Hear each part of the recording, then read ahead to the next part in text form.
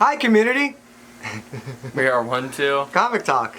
and fourth take. We're just gonna say right now we're having recording issues. Yeah, with our fourth technical difficulties. Technical difficulties. Let's jump right into it. That way we don't waste any time. Yeah, seriously. So Alright. we got Promeray. That made $11 million. It's an anime movie about mechs made by Studio Trigger. It's very similar to one of their other animes they made, Gurren Lagann. That's what everybody's been saying. They're at limited special locations, so check to see if they're near you in your local theaters. It's only been going a week.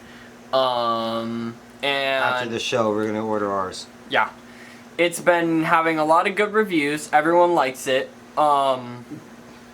Again, in very select theaters. Looks good. It's about mechs fighting, like, flame-wielding monsters. Or, I think that's what it said. Also been playing Monster Hunter. We'll give you a full review once we check it out. Monster Hunter. Hopefully next week. I've been playing Monster Hunter World Iceborne, which, thank you, Mark. You got that from me. Uncle Mark. And I've been playing the hell out of that game. Oh, you knocked it out. Yeah. And there's... Like a week. Yeah. All the weapons in it are super cool. They put a lot of effort into it, as shown, because there was one monster that they had to scrap due to budget, but like a not high enough budget. They couldn't include a monster called Nargacuga. So this, what you're explaining, is the expanded version of what it was an original game that came out almost a year ago, about a year ago. Yeah, yeah. Okay. And they added Nargacuga, the monster that they had to cut because they didn't have enough money to add it into the base game. They also added a bunch of other stuff. They added cutscenes for each new monster, and if there's a monster subspecies, they included one for those too, which was crazy. Sounds like smart marketing. Yeah. Looked cool. It was fun. It was really fun. I'm still playing it. I'm still trying to get all those weapons. Oh, so you didn't get everything. You didn't, I mean, you finished the game, but you didn't, like... I finished the expansion, but no, I'm done, like... I'm gonna be playing it for a while because now I have really good weapons and I'm back into the groove of playing Monster Hunter World. Mm-hmm. So they added basically it's almost like what you play after you beat Iceborne. It's called the Guiding Lands. Basically, you go there and you level up. There's 4 regions. Well, yeah, you added to that Master Series. So the new rank is called Master Rank. There's Master Rank Armor, Master Rank Items, not just High Rank anymore. Master Rank Monsters. So basically, if you're into the game as it is, what they did is they expanded the version. So you can go ahead and you just play at a higher level, higher rank, bigger and badder weapons. Bigger and badder monsters. Like, they will whoop your ass. How about we get to our reviews? Okay. We promise reviews. So first I'm going to start off with Christy Shin over here. Made mention, I don't know, close to the beginning when we started this, that I would end up doing a review on this. This is Christy's book called Demon Bitch, She Sucks. This is one of 2 individuals that we'll be doing a review on tonight that come out of the Sketchy Bugs out of our local comic shop here at... Comic Bug? That's right. So this book of Christie's, once you get past the holy shnikes, what am I reading, you end up realizing this is some of the things that we end up thinking in our heads when we come across situations with certain people in our lives. Our filters kick in. These filters don't. So if you want something that's really crass, really in your face, and it definitely says some of the things that we don't normally say, this is a book for you. You don't have to read all its entirety. Ironically enough, you remember how I always talk about Timber Hawkeye and the Buddhist boot camp? Yeah. How I always say you just read little pieces of it here and there. You can do the same with this. However, this is the exact opposite of a self-help book. Moving on from there. Gabriel. This is another individual that comes out of the Sketchy Bugs. Indie book, yep. Indie. And I really like this. It took me a couple passes to get through it, only because in my head I had to again hit a button that got me passive enough to be able to gather what I was really reading, because C.K. Riley, the writer of this book, infuses a few different things. He infuses both religion and mythology. So, what did you think of it when you were reading it? What was your impression? A lot of stuff talking about like loops in time, especially with the cover having Ouroboros on it. Yeah, what is that about? Dragon eating its own tail usually represents a loop in time, and sometimes what I notice the theme with people using Ouroboros is where there's Ouroboros, there's always someone to try and break that loop or needs to break that loop to progress time. Well, definitely in the book, you were seeing that there was a lot of challenges of the ways people practice their ideas and their religions. So, again, this is a hardcore, independent style book. And what I mean by that, the storyline's very original. As you can imagine, just by the cover of the book, it's very ink heavy, very pencil heavy. There's no color. It's just, and the shading is incredible. Great book.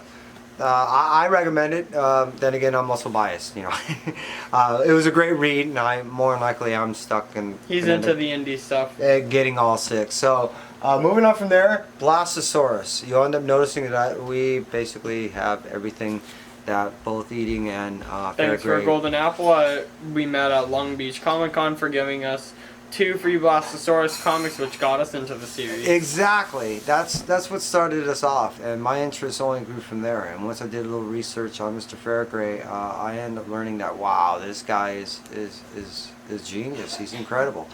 I found that these books are very deep, very onion style. I mean, that you can go in multiple layers.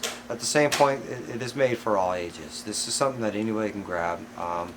He was able to enjoy the first issue that was given to us. I just read the Halloween special.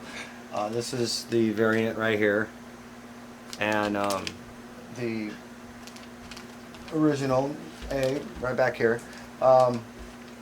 And as you know, I don't like to end up spoiling much things. What I'll end up saying is that it's a fun read.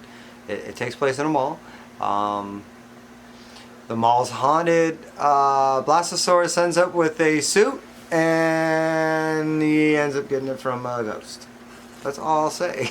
It's a great read. It's really fun, and all the tales in the Blastosaurus series are fairly similar in the sense that they always have some type of moral compass, some type of social commentary, some type of political thing that's thrown in there, but it's very under the surface. Great read. Next, you got anything else going on? We talked about Promare. Speaking of movies, actually, I want to do one more on a movie. Yeah. Bloodshot ended up releasing today. Brand new #1. This is the Bloodshot #1 that I have, and Vin Diesel will be playing the role of the movie that will be coming out next year. I believe by the end of this month of October, coming up, we should see a trailer. I am very anxious to see something other than a Marvel film. Just to change it up, something fresh. It's going to be great, especially This isn't Marvel? No, this is Valiant. So I'm looking forward to see something from Valiant. I'm looking forward to seeing something from Image. I'm looking forward to seeing something from IDW. Hint, hint, Kento. I love all this indie stuff. So I'm really looking forward to seeing this coming up in the next 4 months. Threw this out here really quick. I just want to talk about it really fast. For those of you that have been reading the White Knight series, just want to throw a little Bane, break the bat from the original storyline of the Batman thing, being that Batman from, as I see, did the same. I didn't want to spoil too much. See, go ahead if you haven't read, but there's some things happening with Batman. He's gnarly. Anything else going on? Honestly, I think we got everything. Most of it. Now, what I really want to talk to you about is some of the things that we've been actually reading And we don't always get to make mention of some of the things that we're reading, but we will start next time getting into some of the books that definitely I've been ordering and getting. I'm going to end up getting a bunch of books, but I've been doing all the Black Cat stuff. I end up getting it ordered. I'll end up putting it behind us. Also, the Symbiote Spider-Man from the Carnage, Absolute Carnage. It's the reason why I end up getting this book here. It's the first appearance of White Rabbit. You'll end up finding out more about that when you get into all this Absolute Carnage stuff. But as you well know, Kanto is coming up close, so we're going to end up getting some Kanto books coming up pretty soon. There's only 2 left in that series. Again, all this Absolute Carnage stuff, we're already midway through it. As far as Surfer is concerned, the other book dropped. So we're only waiting on one more book as far as Silver Surfer Black is concerned. I have a belief this is going to change everything.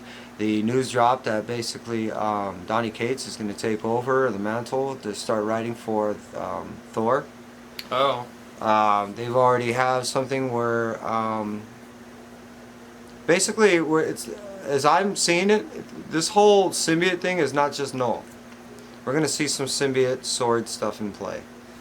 And we already seen in another book where there's a What's symbiote so sword. significant about symbiote swords? Is that it cracked the island, and I think basically what I believe is going to end up happening is significant is the Infinity Stones is how the Infinity Gauntlet was the big thing as far as in the MCU.